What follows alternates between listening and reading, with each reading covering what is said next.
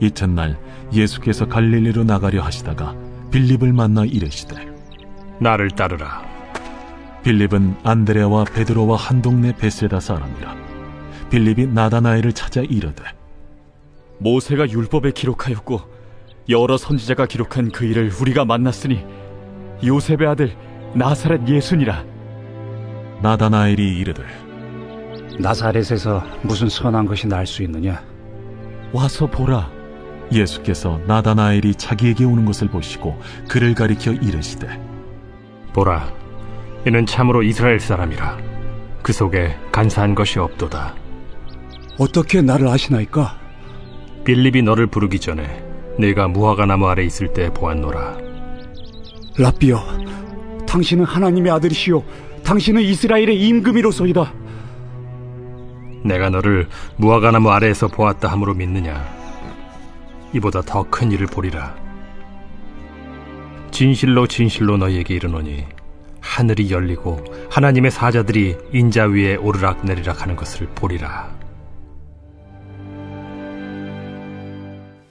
오늘 이 요한복음 1장 43절의 첫 시작은 이튿날로 다시 시작을 합니다. 자, 이튿날은 그냥 단순히 다음 날이 아니라 앞에서부터 계속 반복되는 표현이라고 그랬죠.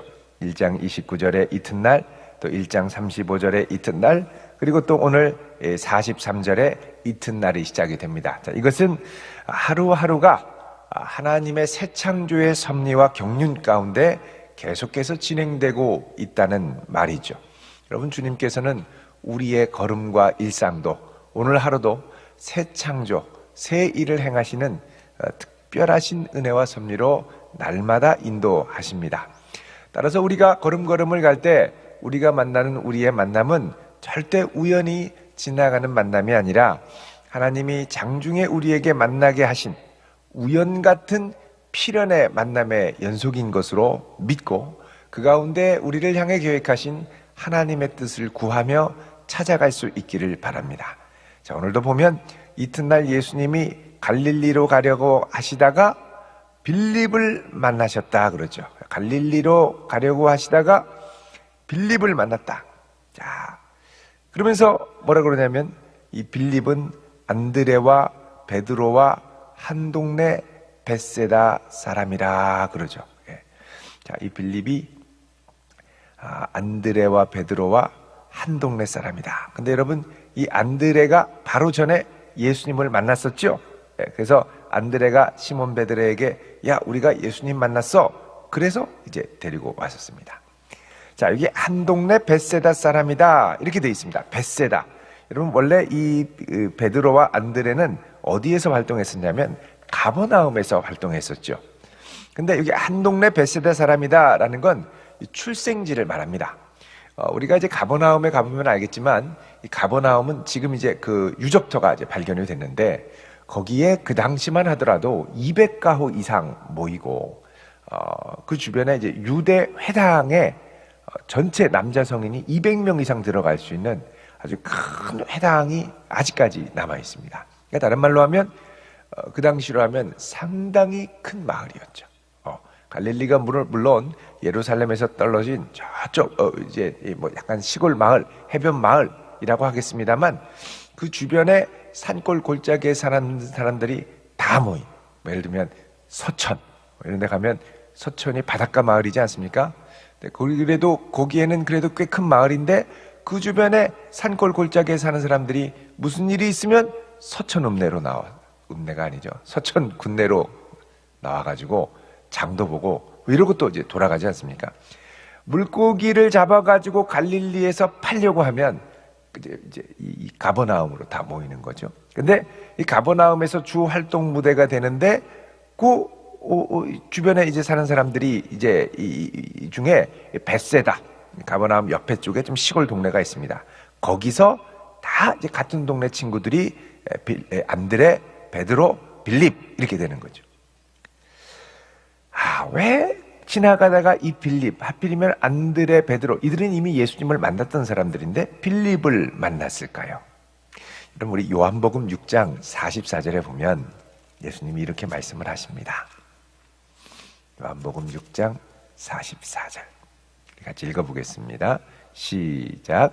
나를 보내신 아버지께서 이끌지 아니하시면 아무도 내게 올 수 없으니 오는 그를 내가 마지막 날에 다시 살리리라. 아멘. 자, 아버지께서 이끌지 아니하시면 아무도 내게로 올 수 없다. 그러니까 이 빌립은 지나가다 우연히 예수님을 만난 게 아니라 예수님의 보이지 않는 손길로 이끌어 주셔서 만났다는 것이죠. 그럼 우리 대전도안교회도 아무나 올 수 없습니다. 주님이 이끌어 주셔야 올 수 있습니다. 이끌어 주셔야 돼. 그러니까 우리가 교회에 올 때, 또 교회에 이렇게 새로 방문을 하거나 새로 이렇게 올 때, 새 가족들이 이렇게 올 때, 또 방문을 해서 이제 처음 예배를 드릴 때 우리는 이분들을 예수님이 보내신 사람으로 받아들여야 합니다. 주님이 보내시지 않으면 절대 한 발자국도. 어떤 분은 지나가다가 교회가 예뻐서 왔어요. 지나가다가 보는 게 은혜죠. 여기를 지나가면서 교회가 있는 줄 몰랐는데 지나가다가 보고서는 들어왔다는 거예요. 그게 뭐냐? 주님이 이끄실 타이밍이 돼서 인도하시는 거예요. 여태까지 교회 다니는 줄 알았는데 알고 보니까 방학이네요. 코로나 이후로 방학을 한 지 벌써 2년이 다 돼가네요. 왜 하필이면 그때 알게 됐냐는 거죠. 주님이 이끄실 타이밍이 됐다는 겁니다. 아무도 아버지께서 이끌지 아니하시면 누구도 내게로 올 수 없다라고 하신 이 주님의 말씀을 우리가 기억해야 할 것입니다. 어떻게 보면은 이 벳세다 출신 그러면 뭐 아무도 주목하지 않는 동네죠. 근데 이 인간적인 조건보다는 주님의 주권적인 부르심이 훨씬 중요한 겁니다. 하필이면 그 완전 깡촌 벳세다 출신 3명이 다 예수님을 만납니다. 자, 그래서 이제 빌립이 이제 45절에 보면 나다나엘을 찾아서 이제 간증을 하는데 그 사이에 이 44절과 45절 사이에 주님과 함께 머물며 시간을 보냈던 것이 생략되어 있는 것 같습니다. 그렇지 않으면 빌립이 이 예수님을 만나서 그냥 잠깐 만나서 간 게 아니죠. 여기 보면은 예수님이 나를 따르라 그러죠. 그러니까는 그 다음부터 예수님 뒤를 뒤쫓으면서 어떻게 해요? 예수님의 말씀과 예수님과 인격적인 교제를 나눈 것이죠. 여러분 1장 39절에 보시면 이렇게 얘기합니다. 예수님의 제자 중 하나, 이제 그 두 사람이 가는데 그 중에 이제 안드레도 있었죠. 뭐라 그러냐면 예수님께서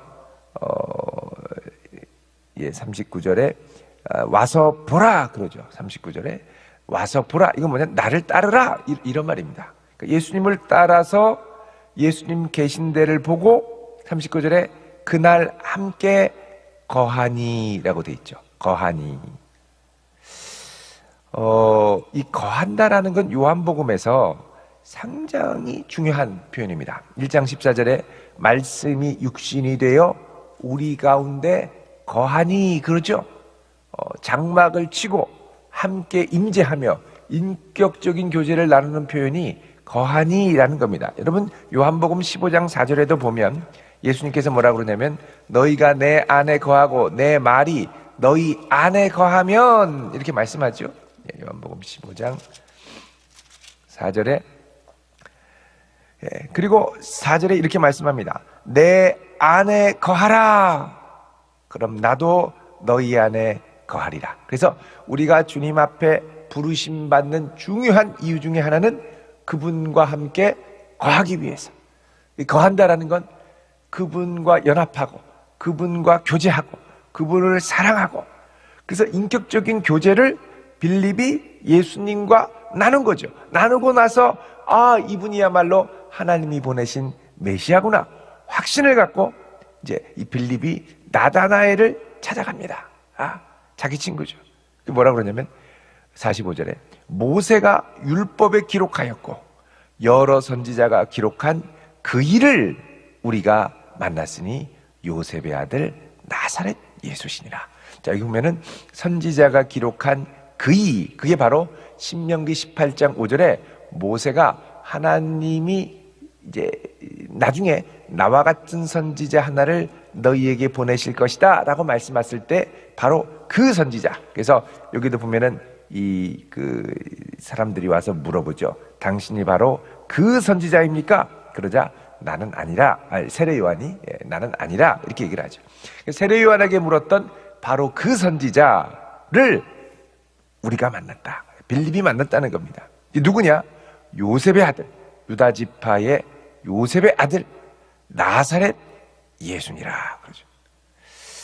사실 이제 요 말에는 약간의 이제 어폐가 들어 있습니다. 왜 그러냐면 선지자가 말한 바로 그 사람 메시아로 오실 분인데, 메시아로 오실 분은 미가서 5장 2절에 따르면 베들레헴에서 나실 분이기 때문입니다. 근데 이 예수님 앞에 뭐가 붙었냐? 나사렛 예수. 이 말은 나사렛 출신 예수 이런 말입니다. 그러니까 이 말 자체가 다윗의 자손 유다 지파의 요셉이라면 말이 되지만 요셉의 아들 나사렛 예수면 성경의 예언에 전혀 맞지 않는다는 것이죠. 그러자 이 나다나엘은 경건한 나다나엘이죠. 뭐라고 그러냐면 나사렛에서 무슨 선한 것이 날 수 있느냐 그러죠. 예수님은 메시아는 베들레헴에서 나야지 나사렛에서 나면 안 되지라는 거죠. 그러니까 출신이 이 나다나엘에게는 걸림돌이 되는 겁니다. 예수님의 출신이 걸림돌이 되죠. 근데 예수님은 출신을 넘어 이 빌립과 나다나엘을 부르죠. 벳세다 출신을 부르는 완전 깡촌 출신이 예수님을 따르고 예수님의 제자가 되는데 아무 걸림돌이 되지 않는다는 겁니다. 또 유명한 랍비 가문의 훈련을 받고 교육을 받고 바리새 교육을 받고 이런 게 자격이 되는 게 아니라 주님의 주권적 부르심으로 오는 거죠. 근데 그렇게 올 때 우리에게는 예수님의 출신이 걸림이 되는 겁니다. 이게 어떻게 그렇게 될 수 있냐는 것이죠.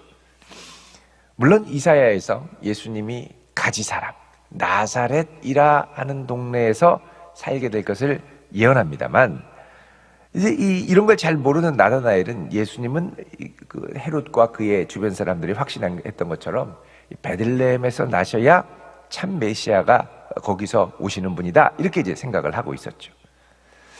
자, 그때 예수님께서 나다나엘에게 오셨습니다. 자, 예수께서 나다나엘이 자기에게 오는 것을 보시고, 자, 이걸 보면 이제 예수님이 가신 게 아니라 나다나엘이 오는 거죠. 왜 옵니까? 나다나엘을 빌립이 데려옵니다. 46절에 나사렛에서 무슨 선한 것이 날 수 있느냐? 그러자 빌립이 와서 보라. 그러니까 자기 입으로는 다 설명이 안 되죠. 뭐 논리적으로 설명을 아직 많이 모르니까요. 근데 그가 할 수 있었던 유일한 말이 뭐냐? 와서 보라. 여러분, 우리가 전도할 때 보면 복음을 정말 적세적소에 잘 설명해서 정말 마음에 감동이 돼서 오는 분들도 많이 계시지만, 참 힘들고 어려울 때 너 그러지 말고 와서 예배 한 번만 드리자, 교회 한 번만 가자, 와서 보라 하고 데려오는 분들, 말씀 좀 들어보자 데려오는 분들, 이분들을 통해서도 주님이 역사하시더라는 거죠. 와서 보라 이렇게 갔습니다. 예수님이 이 나다나엘을 보고 너는 참 이스라엘 사람이구나, 참으로 이스라엘의 구원을 기다리는 사람이구나, 그 속에 간사한 것이 없도다.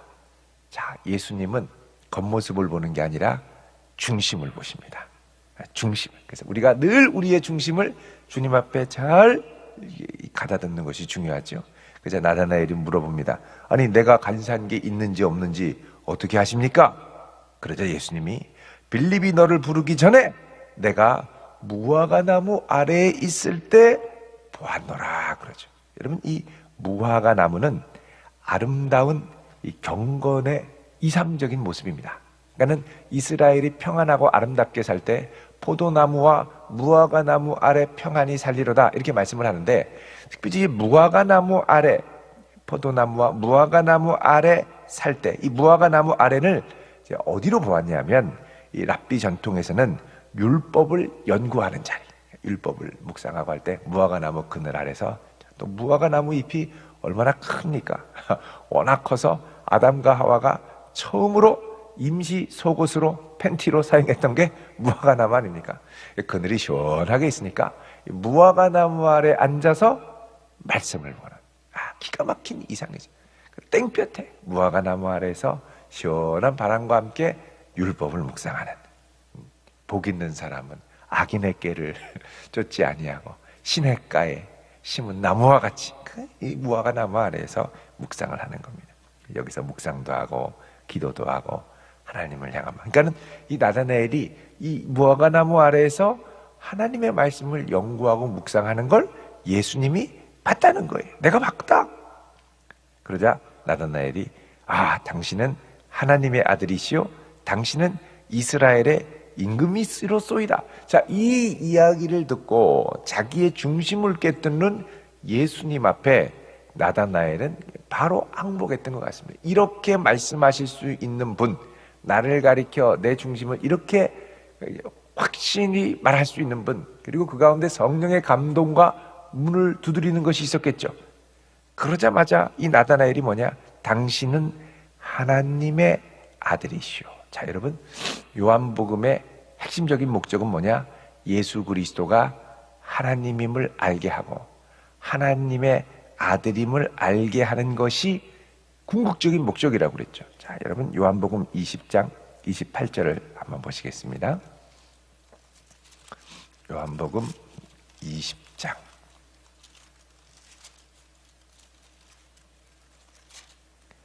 28절에 보면 도마가 나의 주님이시요 나의 하나님이시니이다 그러자 29절에 예수님 뭐라 그러죠? 예수께서 이르시되 나를 본고로 믿느냐? 보지 못하고 믿는 자들은 복되도다. 보지 못하고 믿는 자들의 첫 모델이 누구냐? 나다나엘인 거죠. 그리고 31절에 이것을 기록함은 너희로 예수께서 하나님의 아들 그리스도이심을 믿게 하려 함이고 또 너희로 믿고 그 이름을 힘입어 생명을 얻게 하려 함이라. 자, 그러니까 이것을 기록한 것이 예수께서 하나님 아들 그리스도이심을 믿게 하는 건데, 도마는 예수님 부활하고도 손가락을 예수님 상처 안에 다 이렇게 넣어보고 그리고서 믿었다면, 나다나엘은 예수님을 갈릴리 호수에서 처음 만나자마자 이 핵심을 깨뜨린 거죠. 대단한 겁니다. 이 나다나엘은 나중에 예수님의 제자 중에 하나인 바돌로메로 알려져 있습니다. 자, 예수님이 50절에 말씀합니다. 내가 너를 무화과 나무 아래에서 보았다므로 믿느냐? 이보다 더 큰 일을 보리라. 놀라운 일이죠. 무화과 나무 아래에서 이 율법을 향한 사모함과 뜨거움을 아는 걸 보고 이제 알게 된 거죠. 51절에 얘기를 합니다. 더 큰 일이 뭐냐? 이르시되 진실로 진실로 너희에게 이르노니 하늘이 열리고 하나님의 사자들이 위에서 오르락 내리락 하는 것을 보리라 하시니라. 자, 하늘이 열리고 하늘이 열릴 때는 옛날에 야곱이 베델로 도망갈 때, 돌베개 베고 잘 때 하늘이 열렸었죠. 또 하나님의 사자들이 오르락 내리락 하는 거 이거 봤었습니다.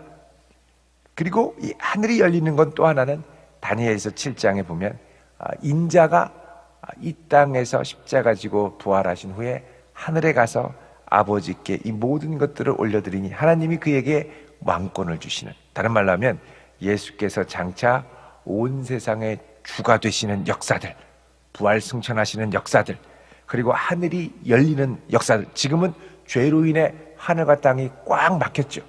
이 역사들을 내가 보리라. 다른 말로 하면 이제 본격적으로 시작하실 예수님의 구원 사역과 영광을 받으시는 놀라운 인들을 내가 이제 본격적으로 보게 될 것이다. 이러면서 나다나엘을 부르시는 걸 볼 수 있습니다.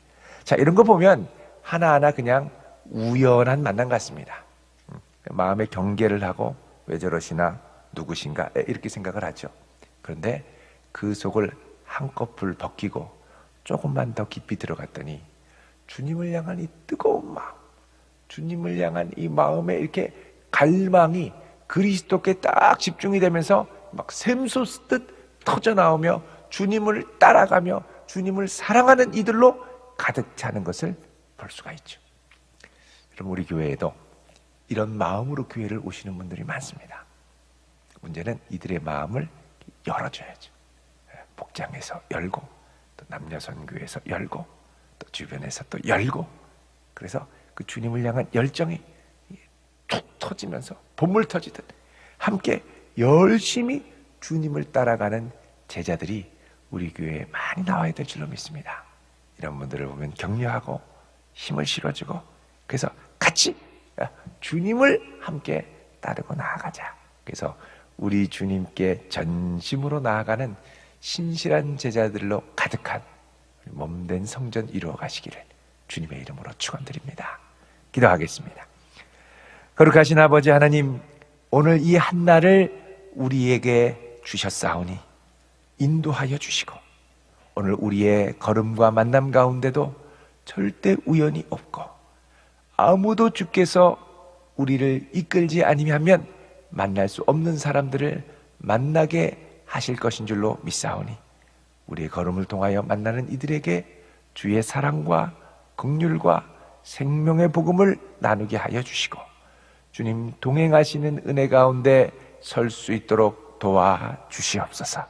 우리 안에 깊숙이 감추었던 주님을 향한 사랑과 열망이 예배를 통하여, 교제를 통하여, 주님의 몸된 교회를 향한 헌신을 통하여 잘 드러내게 하여 주옵소서. 예수님의 이름으로 기도하옵나이다. 아멘.